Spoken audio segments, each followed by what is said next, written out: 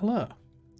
In this video, we are going to be looking at the one-dimensional finite difference method and how it can be used to solve ordinary differential equations or partial differential equations.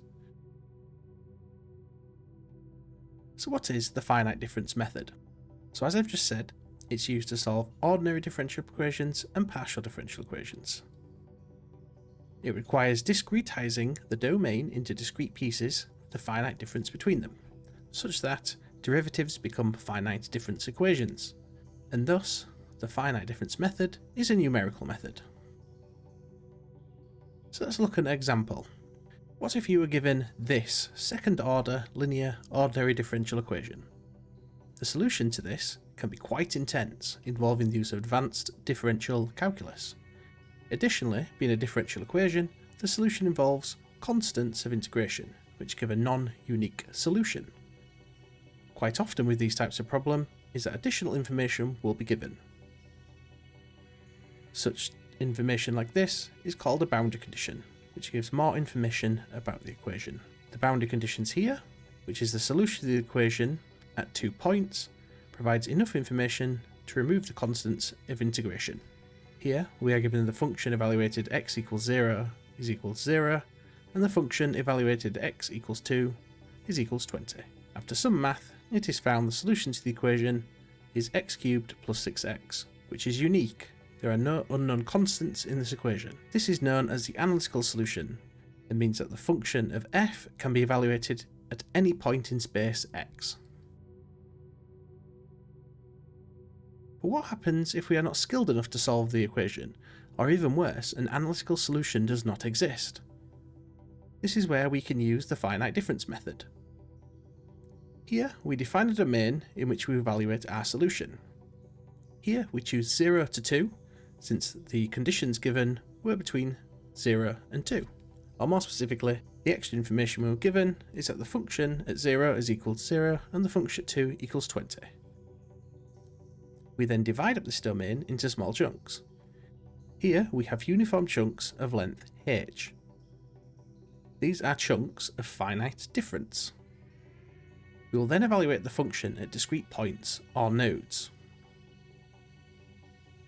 So how do we go ahead and solve this equation? Well, let's take a step back and look at how we can define a function. The Taylor series allows us to estimate the value of a function at a point x plus h. We use evaluations of the function f of x and its derivatives to evaluate the function of f of x plus h. The big O notation here is used to say that any terms not written out are to the fourth power of h or higher. Now what happens if we evaluate this function at x minus h, x and x plus h, and multiplied them by some constants c minus 1, c and c plus 1? It turns out that it is possible to find coefficients such that the sum on the left is equal to the second derivative of the function f of x plus some higher order terms proportional to h squared. And the constants that satisfy this condition are given here, with c minus 1 and c1 being 1 over h squared and c0 being minus 2 over h squared. This gives us a following equation. Notice here how we are left with terms that are proportional to h squared and higher. But what you notice here is that we now have a way of evaluating the second differential of a function, d squared f of x over dx squared, as an evaluation of f of x at 3 points, one at f of x, one at f of x minus h, and one of f of x plus h. If we then drop the higher order terms, it's part of the big O notation, we can use it as an approximation to the second differential. We now have an equation that relates the second differential at point x to the function evaluated at neighbouring points x plus h and x minus h, which, as noted earlier, are a finite distance away, and so we have completely removed the differential term. This is the key point of the finite difference method. We transform differential terms into equations that only use the function evaluated at different points. Some of the astute viewers may recognise this equation as if this equation is taken to the limit where h equals 0, you get the fundamental theorem of calculus with the second differential. So going back to our original example, if we split the domain 0 to 2 into 8 chunks, or 9 points, this will give us a spacing of h equals 0.25. We can evaluate the function at these points. What we end up with is 7 equations. One equation for each of the internal points of our system. We haven't evaluated the function at 0 or 2 because we already have this information in the form of boundary conditions. So how do we actually solve this? Well, you may notice that we now have 9 equations and 9 variables we need to solve for. The 9 variables are the function evaluations at each of the grid points. And so we can express these equations as a vector of f values.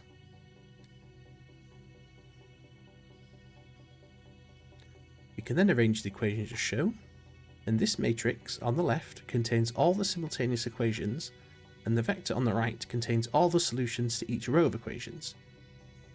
We can see the boundary conditions are in the equation matrix and the vector on the right.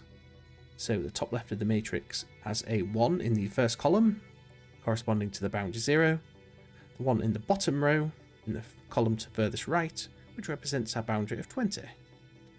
So this matrix system completely describes all the equations we derived previously.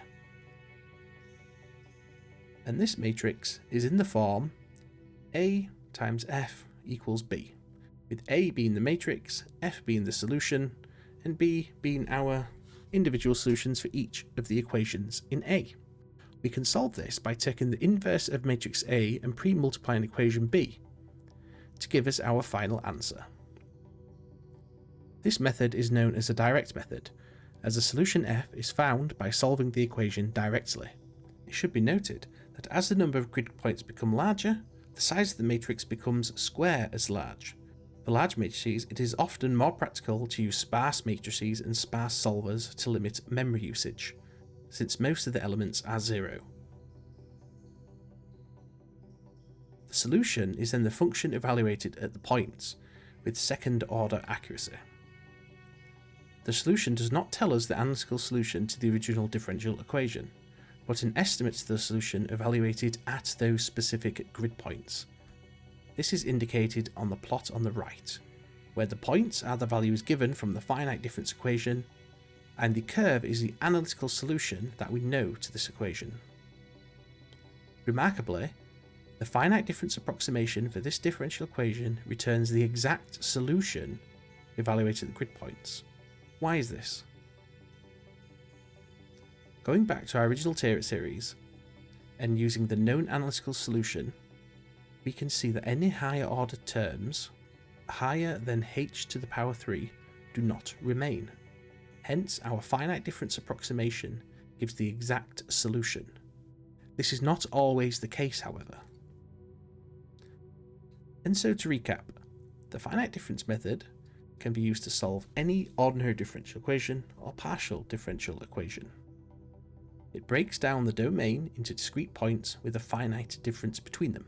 It approximates differential terms with function evaluations at neighbouring points, that is to say, derivatives become finite difference equations. This creates a system of differential equations which can be solved by using matrix methods. And so moving on, one thing to note is that we use the central difference approximation in converting the second order differential term into a linear combination of function evaluations at neighbouring points. We could instead have chosen to find coefficients that allow for second differentials at a point to be approximated at only points to the right of the current point.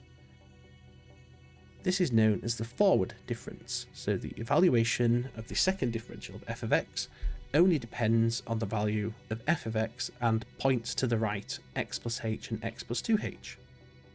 We could also extend this and only look at points on the left. So here, the second differential of f is evaluated using the function at f of x and 2 points to the left of it, x minus h and x minus 2h.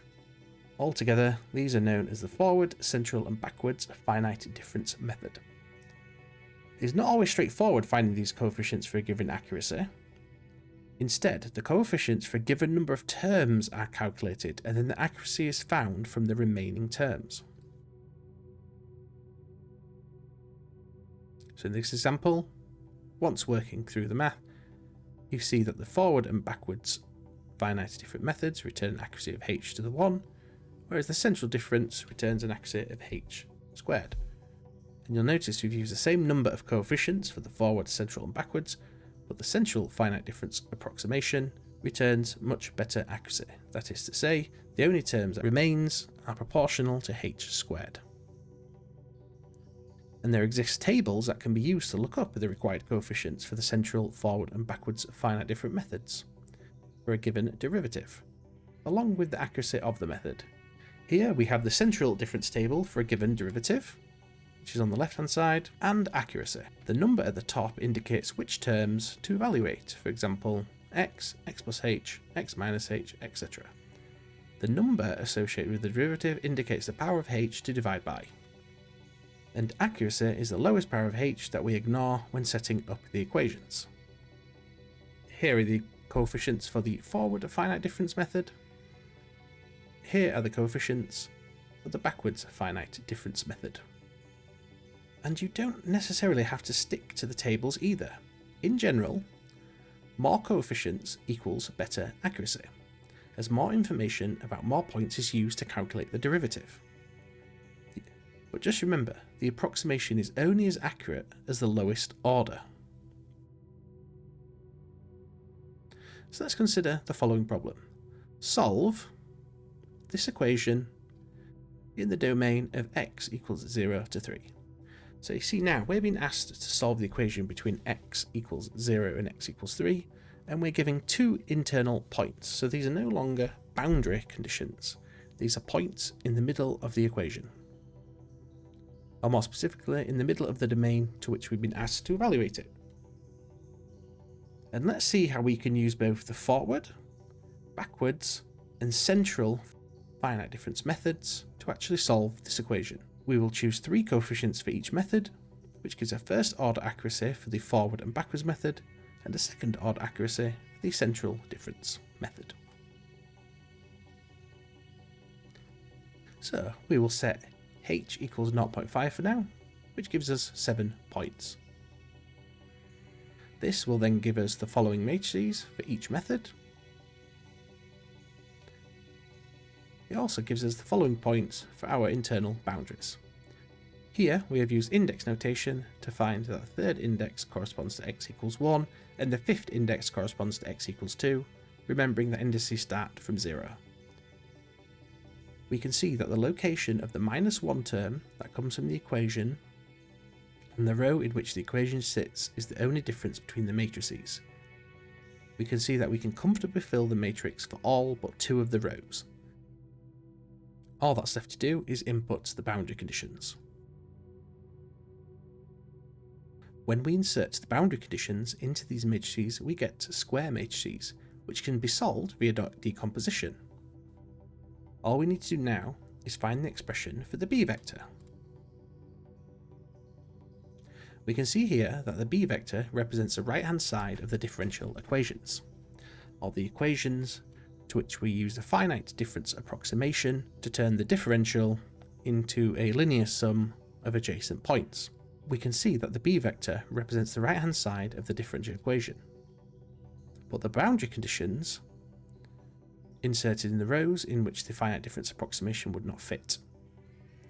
It doesn't matter that the boundaries are not in order. A key point with matrix decomposition is that the rows can be swapped freely from the A matrix as long as the corresponding rows in the B matrix are swapped.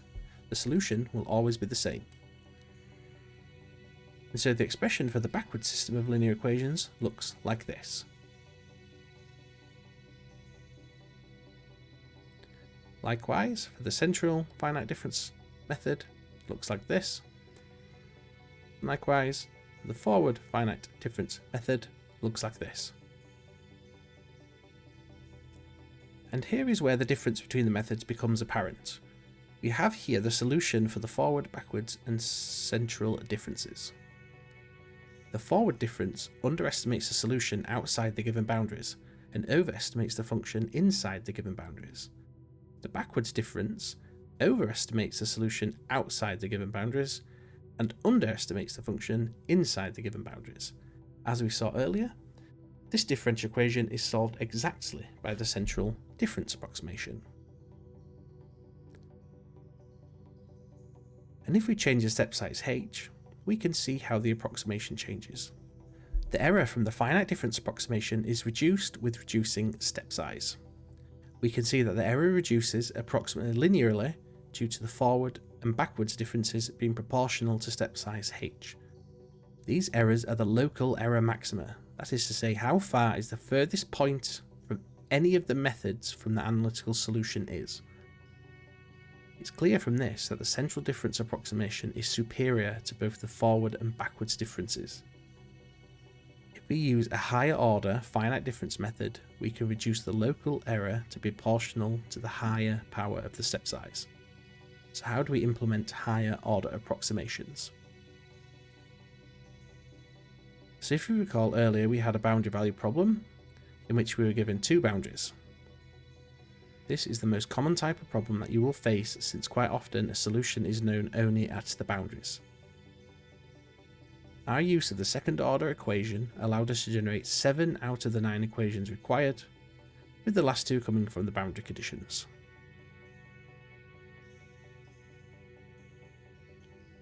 What if instead we wanted to use higher order approximations, say one in which we have an accuracy of 4? We no longer have enough equations to solve the system. We can see there are 2 rows missing from our matrix, as the higher order approximation doesn't fit within these missing rows. Also, problems like this will rarely offer more points in which to find a solution, since this is a boundary value problem, meaning we only have 2 points given to us at the boundaries, which for 1 dimensions means 2 points. So to solve this, we have 2 options. The first way is to keep our 4th order equations and then subsequently use lower accuracy at the edges. So we're fitting in the equations in which we have h to the squared accuracy in the rows in which our h to the 4 accuracy did not fit. This results in the 9 equations required, but means the 2 points next to the boundaries are no longer to the 4th power inaccuracy. So any inaccuracy at these points will diminish with step size slower than those everywhere else.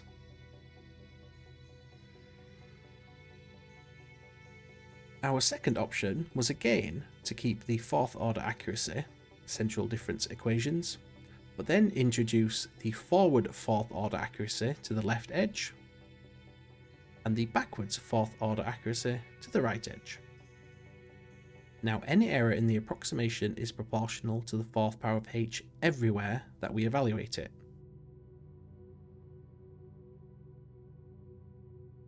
And so we can summarise these as being called mixed accuracy and constant accuracy, with the mixed accuracy being in which we reduce the accuracy of the equations at the edges, and the constant accuracy meaning we introduce forward and backwards finite difference methods when the central difference method does not fit in that row. And so let's look at an even more interesting example, which is the second differential of f is equal to f, with the boundary conditions f0 equals 1 and f2 equals e squared.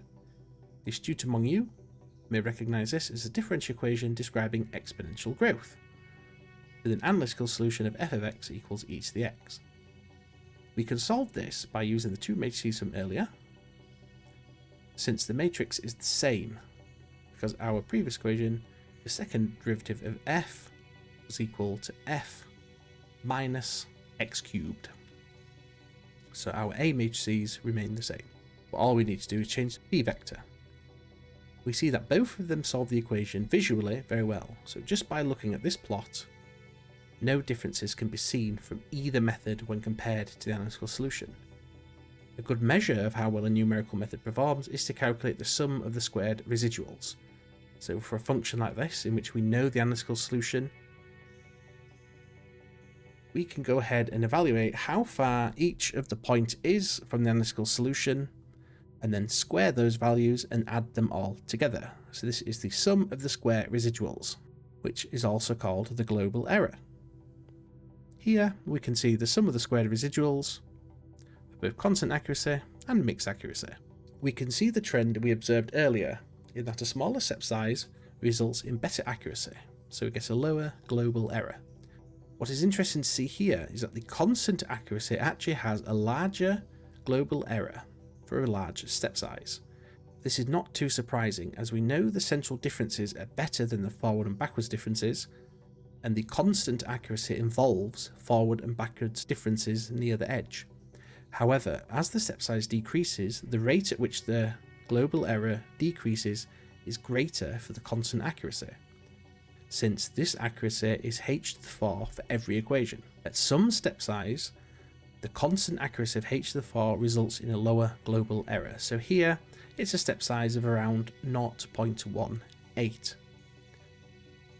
This won't always be the case, it obviously depends on the equation, and so even though 7 out of 9 of the points are approximated with h to the 4 accuracy, the two endpoints where we reduce the accuracy to h squared will always hinder the global error when using mixed accuracy. And if we look at the ratio between the two, we can see that smaller step sizes favour the constant h to the 4 accuracy, as the h squared accuracy just can't keep up. Where the transition occurs, which we said was around 0.18, will rarely be known, as the differential equation to solve may not have an analytical solution. And so it is a key point of the finite difference method, is that a method is only as good as its lowest order term. So you can have lots of high order approximations in your equations, but if you allow just one low order approximation, then your step size scaling will only ever scale as good as that lowest order of h. And so a final recap, the one-dimensional finite difference method is used to solve any ordinary differential equation or partial differential equation. In particular, some ODEs and PDEs may not have an analytical solution at all, and so all we can do is use a numerical method like the one-dimensional finite difference method to solve them. It breaks the domain down into discrete points with finite differences between them, and approximates the differential terms with functions evaluated at neighbouring points. And smaller step sizes and higher order finite difference approximations give much better results. And central differences are far superior for their accuracy over forward and backwards differences, or even mixed differences. In other words, they can give the highest accuracy for a given number of terms. And so thanks for watching this video. In the next video, we'll look at how we can use the finite difference method to solve nonlinear ordinary differential equations using iterative techniques. So stay tuned.